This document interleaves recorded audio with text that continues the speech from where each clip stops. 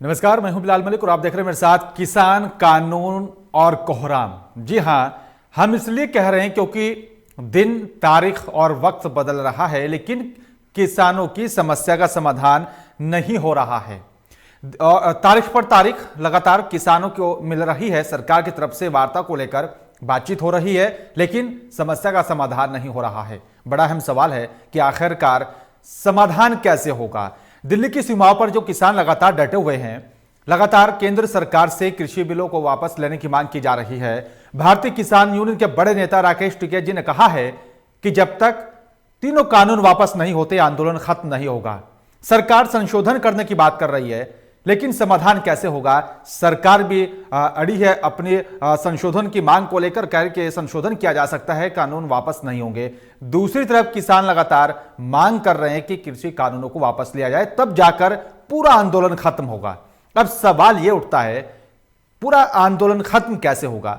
जो संग्राम है, जो आंदोलन चल रहा है, किसान और सरकार के बीच जो टकराव की स्थिति है, वो खत्म कैसे होगी, यह बड़ा अहम सवाल है। 9वें दौर की बातचीत हुई, समाधान नहीं हुआ। एक बार फिर से नई तारीख मिल चुकी है और साफ कहा जा रहा है किसान नेताओं की तरफ से कि तारीख पर तारीख दी जा रही है, जैसे किसी मुकदमे की तारीख हो। लेकिन किसानों ने कहा कि हम हर तारीख पर पहुंचेंगे और सरकार से बातचीत करेंगे। मांग सीधी है, कृषि कानूनों को वापस लिया जाए। इसी पर विस्तार से बातचीत करेंगे, खास चर्चा करेंगे। और इसी चर्चा में मेरे साथ कुछ खास मेहमान शामिल हो रहे हैं, उनसे आपका परिचय करा दें। बीजेपी का पक्ष रखने के लिए मेरे साथ विवेक पाठक जी जुड़ रहे हैं। विवेक जी, आपका बहुत बहुत स्वागत है। और साथ ही सपा का पक्ष रखने के लिए मेरे साथ सुनील चौरसिया जी जुड़ रहे हैं। सुनील जी, आपका भी बहुत बहुत स्वागत है। और कुछ ही देर में मेरे साथ ठाकुर किरणपाल सिंह, उपाध्यक्ष हैं भारतीय किसान यूनियन भानु के, वो भी कुछ ही देर में मेरे साथ जुड़ेंगे। सबसे पहला सवाल मेरा विवेक पाठक जी आप ही से है। सरकार और किसानों के बीच बातचीत हो रही है, लेकिन समाधान नहीं। सवाल यह है कि समाधान कब और कैसे होगा सर? किस मोड़ पर खड़ा हुआ है ये विपक्ष? ना तो राज्यसभा की बात मानने को तैयार है, ना ही लोकसभा की बात मानने को तैयार है, ना ही ये केंद्र सरकार की बात मानने को तैयार है, ना ही ये सुप्रीम कोर्ट के द्वारा बनाई गई कमेटी के बात मानने को तैयार है। ये सिर्फ और सिर्फ एक ही लोगों की बात मानने को तैयार है और एक ही वंशवाद, जो एक परिवार है, परिवार के ही इर्द गिर्द घूमता रहता है, उन्हीं की बात मानेंगे। सुप्रीम कोर्ट कुछ नहीं होता है, प्रधानमंत्री कुछ नहीं है, इनकी एक ही तालमेल जाकर के राहुल गांधी के ऊपर बैठती है, वही सब कुछ समस्या का समाधान निकालेंगे। जो कि मिलान में बैठ गए थे, देश छोड़ के चले गए थे, आज किसान की जब बात आई तो हम अन्नदाता, किसान को अन्नदाता मानते हैं, किसान को हम भगवान मानते हैं। हम इस भगवान को छोड़कर कहीं नहीं गए हैं। हम कंधे से कंधा मिलाकर समस्या का समाधान करने को तत्पर 24 घंटा सेवक की तरह हम हाजिर हैं। लेकिन विपक्ष वाले जिस तरह से राष्ट्र विरोध के नारे लगाते हैं, मोदी जी को भद्दी भद्दी गालियां दिलाई जाती हैं, मोदी जी को कहा जाता है। विवेक जी, मेरा सीधा सा सवाल आपसे एक है, मैं विपक्ष क्या कर रहा है मेरे को नहीं पूछना सर, सीधा मेरा सवाल आपसे कि किसानों की समस्या का समाधान क्या होगा। विपक्ष कहां से आ रहा है सर? किसानों का विपक्ष से क्या क्या मतलब है सर? किसान सिर्फ किसान है सर, उसका किसी पार्टी से कोई नाता नहीं है। सीधा सवाल है मेरा आपसे, तारीख पर तारीख मिल रही है, समाधान कब होगा? किसान हितैषी है ना सर आप, समाधान कैसे होगा सर? जी मैं वहीं आ रहा हूं। आप बताइए कि क्या किसानों के आंदोलन में जाकर ये किसान का आंदोलन रह गया है? कुछ लोग किसानों को बदनाम करने की कोशिश कर रहे हैं, ये विपक्ष वाले वहां पर ले जाकर के मोदी जी मध्य प्रदेश में शिवराज सरकार के मंत्री हैं सर, सीधा खालिस्तानी बता रहे हैं बीजेपी के नेता इस पूरे आंदोलन को। क्या मानेंगे आप नहीं? आपको लगता है बदनाम करने की कोशिश की जा रही है सर? आप बताइए किसान भाइयों के टेंटों में जाकर के मीडिया बंधुओं के चेहरे पर क्रॉस लगा देना और ये कह देना ये दोगली मीडिया है, इस मीडिया से बात नहीं करनी है सर। आप मेरे सवाल का जवाब दीजिए सर, आप मेरे सवाल का जवाब दीजिए। मीडिया क्या कर रहा है, विपक्ष क्या कर रहा है, नहीं पूछना सर। मुझे पूछना है कि आखिरकार समस्या का समाधान कैसे होगा। किसान हितैषी होने की आप बात करते हैं सर, किसानों ने भरोसा किया केंद्र की नरेंद्र मोदी सरकार पर। मैं वहीं आ रहा हूँ, वहां जाकर के मीडिया बंधुओं के चेहरे पर क्रॉस कर देना। अब मैं आता हूँ समस्या के समाधान पे। आप बताइए ये 3 बिल थे, 3 बिल में समस्या का समाधान कैसे निकलेगा? हमने उनको बताया जो एमएसपी लागू नहीं हुआ करती थी, एक त्रिपुरा राज्य था, केरल था। आप बताइए यहाँ पर क्या हुआ करता था? एपीएमसी तक की संशोधन कराकर वहाँ पे मवालियों के हाथ में मंडियों को दे दिया गया। त्रिपुरा में 25 साल से क्या हुआ, 2 साल में वहाँ पे 6% की कृषि वृद्धि दर थी, वो 13% पहुंचा दी। हमने किसानों को बोला है आपकी समस्या का समाधान होगा इस बिल में, कोई आप नुकसान बताइए। कोई भी किसान नेता नुकसान बताने को तैयार नहीं है, सिर्फ यही चाहते हैं कि किसान बिल वापस ले लिया जाए। कल को ये कहेंगे सीए को वापस ले लो, एनआरसी को वापस ले लो। केंद्र सरकार तो कुछ है नहीं, सुप्रीम कोर्ट है नहीं, कानून है तो सिर्फ यही लोग हैं, विपक्ष वाले ही इस देश को चला लेंगे। सत्ता में आकर के आप सत्ता की बात को नहीं मानते हैं, विपक्ष हमारी बात को नहीं मानता है। अपनी किसान हितैषी आप हैं सर, आप जाकर के देखिए वहां पर बुजुर्ग, महिलाएं और बच्चे किस तरह से आंदोलन कर रहे हैं।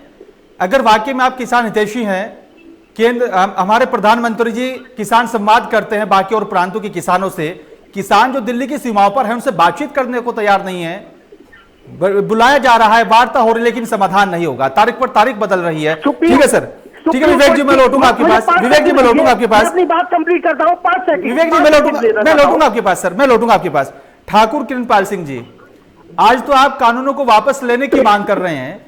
मेरे साथी हैं विवेक पाठक जी, बीजेपी का पक्ष रख रहे थे, उनका दावा यह है और कहना है कि कल आप सीए कानून को वापस लेने की मांग करेंगे, कैसे मान लिया जाए सर?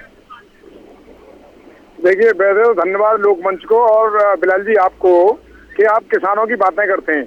ये इन भाई साहब को, जो हमारे जो भाई साहब आपके साथ पाठक जी जुड़े हुए हैं, इनको किसान के बारे में काफी नहीं पता है कि हर चीज सीए और एनआरसी से लेना देना नहीं है, कि हर मुद्दे को। इसका मतलब ये जब विपक्ष में थे तो जब ये लोग उठाते थे तो ये दूसरी सरकार, किसानों का तो मरना रहा है। मैं आपके कहने ये कहूंगा कि किसानों का बड़ा दुर्भाग्य है ये बात कि किसान ही सरकार बनाता है और किसान लड़ता है तो उसे राजनीतिकरण में दे दिया जाता है कि ये उस राजनीति लोग हैं, ये उस राजनीति लोग हैं। मैं आपको बताऊंगा, मैं ठाकुर किरणपाल सिंह, राष्ट्रीय वरिष्ठ पार्टी भारतीय किसान भानु मथुरा से बिलोंग करता हूं, और हमने ये भाजपा को चप्पे चप्पे पे घर घर में जा जाके प्रचार करके भाजपा लाई थे, क्योंकि बाकी सरकारों ने सभी ने ठगा था किसान को, और तो ये अच्छा करेगी भाजपा। अब ये राजनीतिक लोग जो भाजपा के, जो हमारे पाठक भाई बैठे हैं, ये कह रहे हैं कि एनआरसी सीए, अरे भाई थाली बजाने वाले, दीपक जलाने वाले, ताली बजाने वाले हम ही लोग थे। हम ही लोग 370 पे समर्थन करने वाले थे, हम ही लोग एनआरसी का समर्थन करेंगे, हम ही लोग जनसंख्या नियंत्रण कानून का समर्थन करेंगे। ये किसान है भाई, इनको आप राजनीतिकरण में ले जाकर के, पाठक भाई ऐसे मत बोलिए कि सब कांग्रेसी हैं, सब सपा वाले, सब बसपा वाले। जब तुम लोगों की कहीं दाल नहीं कर रही थी भाजपा की, तो मुझे वो दिन भी याद है कि तुम लोग घर घर जाके ये मुद्दे उठाते थे, ये भाजपा वाले उठाते थे, डीजल के ऊपर उठाते थे।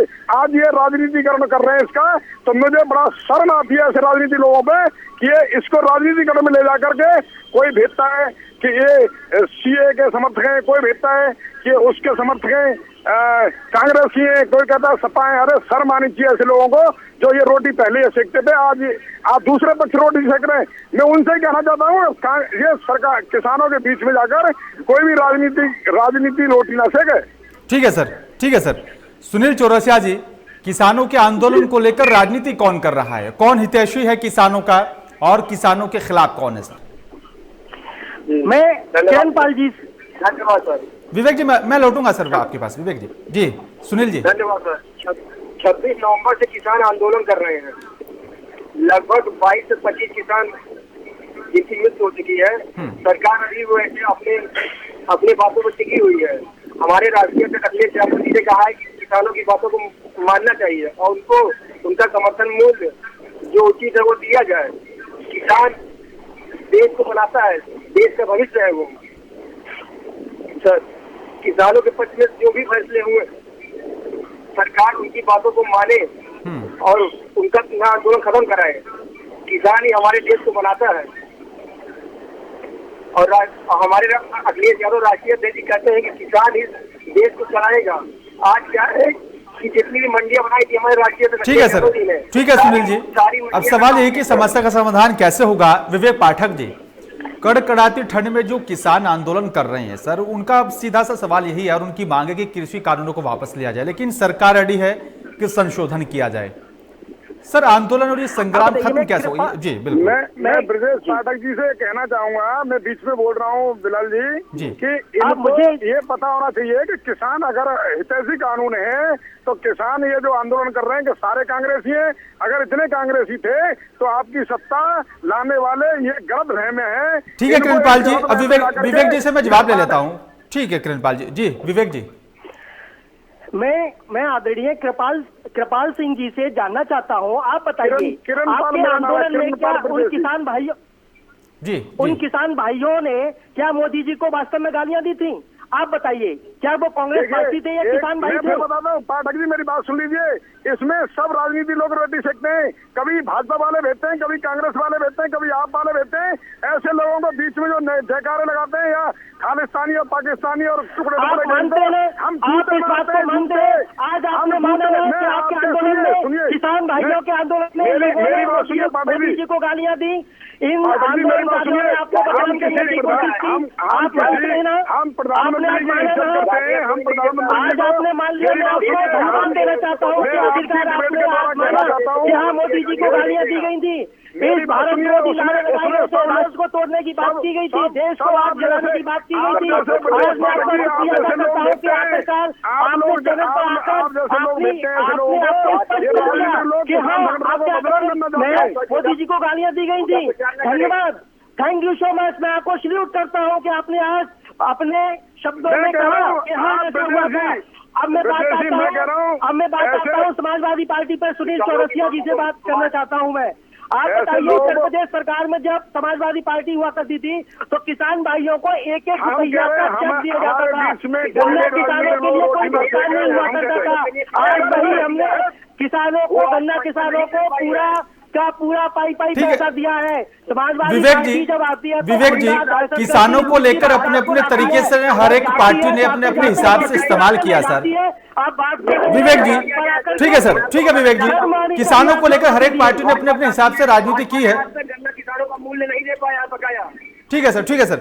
विवेक जी सवाल यह है, ठीक है विवेक जी, सवाल अब सीधा सा यह है कि आखिरकार ये समाधान होगा कैसे सर? दोनों तरफ से अपनी अपनी मांगों पर अड़े हैं, समाधान कैसे होगा सर? ये बड़ा अहम सवाल है। मैं वही आ रहा हूँ। देखिए, हमने किसान भाइयों से देखो बैठक की है, आज भी अभी 8 से 9 बैठक हो चुकी है, आपको भी मालूम है, सबको मालूम है। हम चर्चाएं कर रहे हैं, हम पीछे नहीं हट रहे हैं। जो पीछे हटने वाले तो वो भाग चुके हैं। आज भी पटल पर रखे किसानों की समस्या का समाधान अगर निकलेगा तो भारतीय जनता पार्टी ही निकालेगी। भारतीय जनता पार्टी कहीं भागी नहीं जा रही है। और ध्यान रखना, कुछ लोग जो किसान भाइयों को भड़काने की कोशिश कर रहे हैं, उनको बरगला रहे हैं, वो आदत से बाज नहीं आ रहे हैं। आप बताइए, लखनऊ में जाकर के और दिल्ली में आकर के आप ये राज्यसभा को, लोकसभा को घेरने की कोशिश करेंगे, जनता को बरगलाएंगे, ये ऐसे काम चलेगा क्या इस देश में? नहीं चल सकता ना सर। काम ऐसे भी नहीं चलेगा कि एक लंबा वक्त से किसान आंदोलन कर रहा है सर, ऐसे भी काम नहीं चलेगा। किसान अपने खेतों में काम करें या फिर अपने हक की लड़ाई लड़े सर, काम ऐसे भी नहीं चलेगा। कहीं ना कहीं तो सरकार को एक कदम तो आगे बढ़ना होगा सर, और किसानों को भी एक कदम आगे बढ़ना होगा। देखिए, हाँ वही हम कह रहे हैं, समस्या का समाधान निकलेगा तो भारतीय जनता पार्टी निकालने को तैयार है। आज भी अन्नदाता के साथ है और भगवान मानती है। 24 घंटे मोदी जी और मोदी की सरकार भगवान मानती है, 24 घंटे सेवक के रूप में कार्यरत है। मैं आपको बताना चाहता हूँ, आप चिंता मत करिए, कुछ एक दिनों में इस समस्या का समाधान पूर्ण रूप से हो जाएगा। कितना वक्त लगेगा सर, और कितनी तारीख होंगी सर? 8 वक्त लगाइए, इस देश में 8 से बचिए। ठीक है सर। किरणपाल जी, धैर्य रखिए, समस्या का समाधान हो जाएगा सर। अभी तो 9वें दौर की ही बातचीत हुई है, एक और तारीख है। देखिए अभी ये मुझे बड़ी हास्यास्पद लग रही है, बड़ी दुखद बात है। शर्म आनी चाहिए ऐसी शब्द कहने में। कोर्ट बना दिया है, 1.5 महीने 50 दिन से भी ऊपर ज्यादा लोगों को हो गए, और अभी भी समाज ये सोच रहे हैं कि समाधान हो जाएगा। ठंड में भाग जाएंगे, ठंड में बारिश में ओलों में भी भाग जाएंगे। कितनी हास्यास्पद बात है। मेरे को तो शर्म आती है ऐसी बातें सुनने में कि ऐसे लोग जो तारीख में कोर्ट बना दिए हैं इसको। अरे तुम लोग अगर इसका समाधान नहीं निकाल पा रहे तो इसमें सरकार की विफलता नहीं मान रहे क्या? आप बताइए आपने भारतीय जनता पार्टी मुझे ये बता दीजिए क्या ये सरकार बदल रही है इस बात में? आप सुन लीजिए, आप जब मैं बोल रहा हूँ तो सुन लीजिए, आप 5 सेकंड सुनिए। जी बोलिए। मैं आपसे जानना चाह रहा हूँ कि 3 बिल हम लेकर आए थे। आप बताइए, एक किसान दूसरे राज्य में जाकर अपनी फसल बेचता है और पाई अपने राज्य में लाता है, बिना टैक्स दिए पूरी फसल को बेचकर पैसा लाता है, तो इसमें घाटा है। लेकिन विवेक जी, उसमें सवाल ये भी है कि कुछ गरीब जो सीमांत किसान है ना सर, विवेक जी इसी में थोड़ा संशोधन मैं आपके सवाल में करूंगा। कुछ किसान भाई हमारे ऐसे जिनके पास में 2 बीघा 4 बीघा 5 बीघा जमीन है, उनके पास में संसाधन नहीं है अपनी फसल को एक दूसरे राज्य में जाकर के ले जाकर के बेचे किसान। मैं वही आ रहा हूँ, देखिए एक राज्य से दूसरे राज्य में ले जाकर बेचे पाई अपना बिना टैक्स दिए।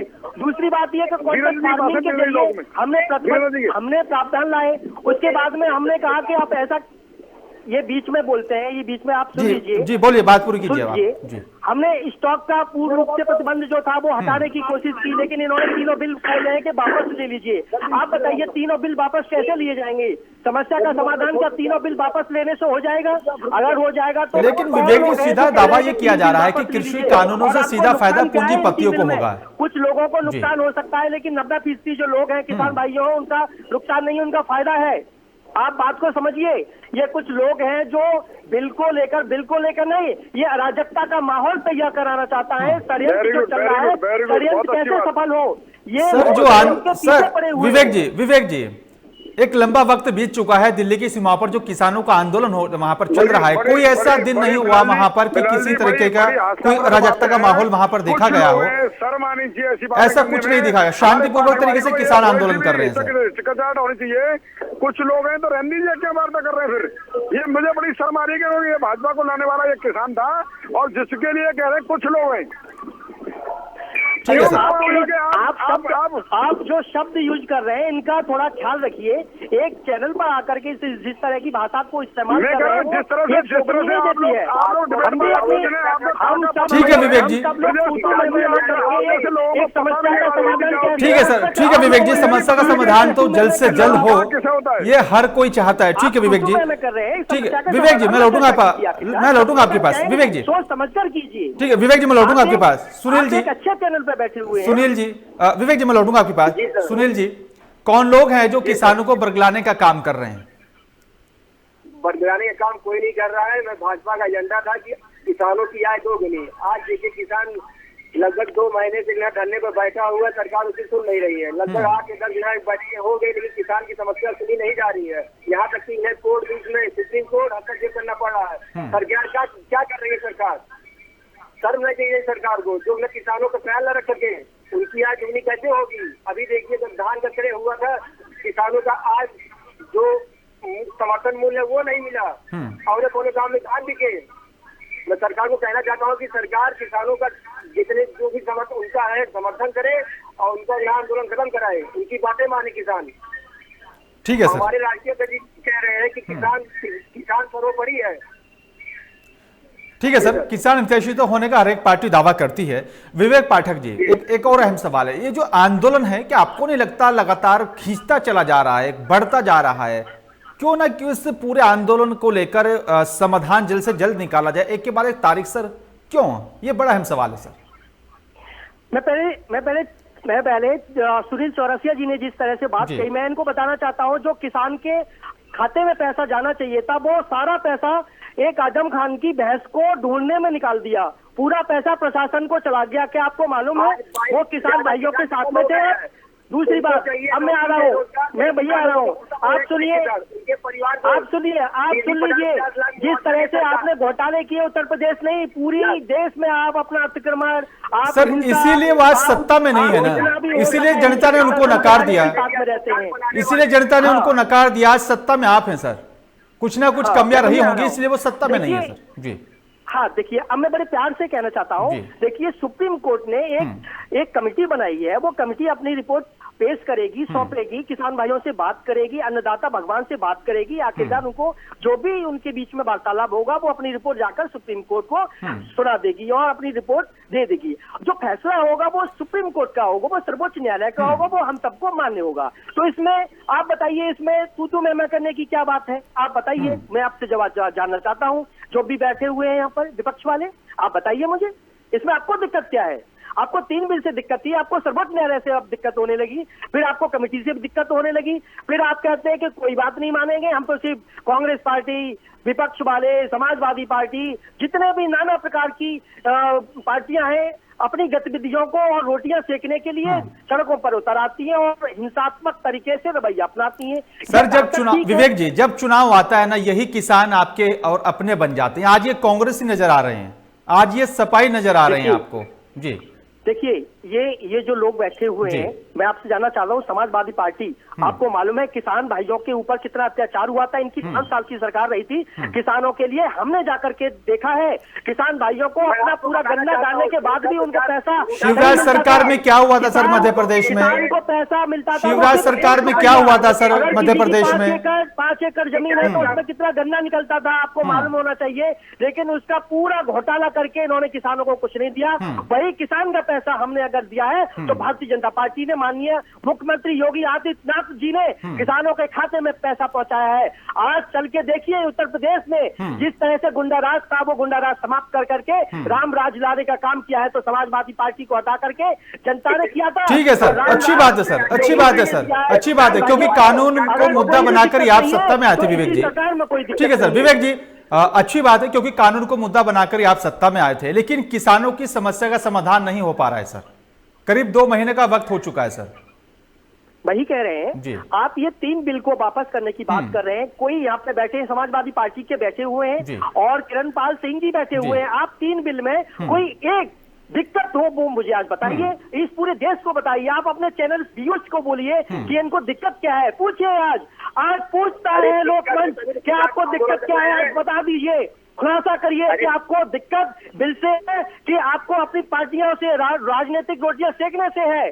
आप बताइए कि मोदी जी के इतना भारी नेतृत्व जो देश विकास के पथ पर चल पड़ा है कि उससे दिक्कत है कि आपको इस कृषि बिल से दिक्कत है? मुझे नहीं लगता आपको दिक्कत इस बिल से हो सकती है। आपको दिक्कत हो सकती है तो सिर्फ अपने स्वार्थ के चलते दिक्कत हो सकती है। किसान भाइयों के लिए अगर हमने कुछ किया है तो इसी सरकार में दिया है। आप देखिए मोदी जी जब आए थे तो किसान की बात करी थी, नहीं करी थी? आय को दोगुना करने की बात करी थी। आप देखिए बिजली मिल रही है, नहीं मिल रही है, पानी मिल रहा है, नहीं मिल रहा है। आप बताइए, जो बिजली के कनेक्शन हुआ करते थे किसानों के लिए, हमने ट्यूबवेल की व्यवस्था करा दी है, बिजली की भी व्यवस्था करा दी है, हर खेत में जाकर ट्यूबवेल लगवा दिए गए हैं, सोलर पंप का इंतजाम करा दिया गया है, यूनिक। और देखिए जो यूरिया की बात चलती थी, समाजवादी पार्टी की सरकार जब थी तो यूरिया और डाई के पीछे सिर्फ ठीक है विवेक जी, लड़ाइयां होती थी, ठीक है विवेक जी, हत्याएं हो जाती थी। ठीक है सर, आज वो यूरिया की बात नहीं हो रही है, नीम कोडिंग की बात नहीं हो रही है, ठीक है विवेक जी, बात नहीं हो रही है, किसानों को, ठीक है विवेक जी, आपने किसानों को लेकर काफी काम नहीं हो रही है, बात करने यहाँ पर बैठे। ठीक है विवेक जी, विवेक जी मैं लौटूंगा आपके पास, विवेक जी मैं लौटूंगा आपके पास। सुनील जी, फाइनल कमेंट में आपसे चाहूंगा, समाधान कैसे होगा और सरकार और किसानों को क्या कदम उठाना चाहिए? Final comment sir Sunil ji. सरकार किसानों की सभी बातों को माने, आंदोलन खत्म हो जाएगा उसी दिन सर। किसानों की बात मानना सरकार का धर्म है, हम सब लोग भारतीय हैं। जी सर। ठीक है सुनील जी। विवेक जी आपसे भी मैं फाइनल कमेंट में चाहूंगा, क्योंकि वक्त कम है मेरे पास, क्या उम्मीद की जाए सर, आने वाले दिन जो वार्ता होगी समाधान हो जाएगा सर?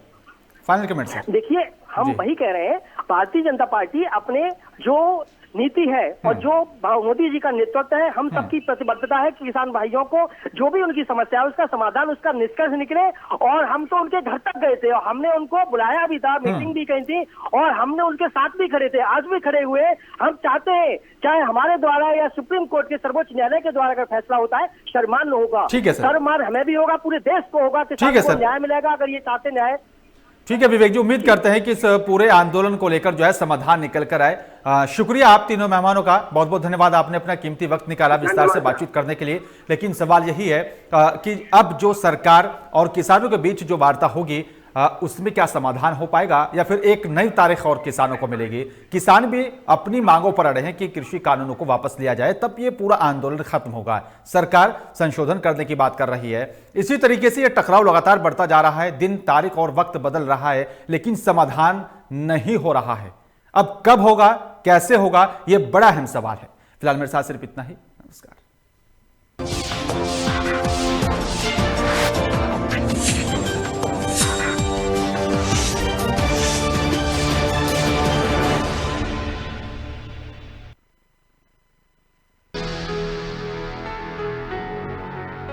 ताजमहल दुनिया का सबसे खूबसूरत निर्माण है। 1983 में ताजमहल को यूनेस्को की विश्व धरोहर सूची में शामिल किया गया। ताज का निर्माण शाहजहां ने मुमताज की याद में करवाया था।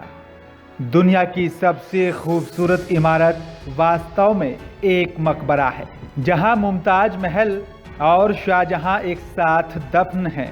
इसे दुनिया के 7 अजूबों में भी शामिल किया गया है। ताजमहल की खास बात यह है कि ये रोशनी के हिसाब से रंग बदलता है। ये सुबह में गुलाबी, दोपहर में दूधिया सफ़ेद और चांदनी रात में सुनहरा नजर आता है। अब होगी जनता के सरोकार की बात। इस मुद्दे को उठाते हैं जो सीधा जुड़ा होता है आपसे, जिसका सीधा सरोकार आपसे होता है। जनता रखेगी सबके सामने अपनी बात। आप हमसे जुड़ सकते हैं क्योंकि ये मंच आप लोगों के लिए तैयार किया गया है। हम उठाएंगे वो मुद्दा जो जुड़ा है आपसे। आपकी राय हम सबके लिए काफी महत्वपूर्ण हो सकती है। लोकमंच ने जनता की आवाज कार्यक्रम सिर्फ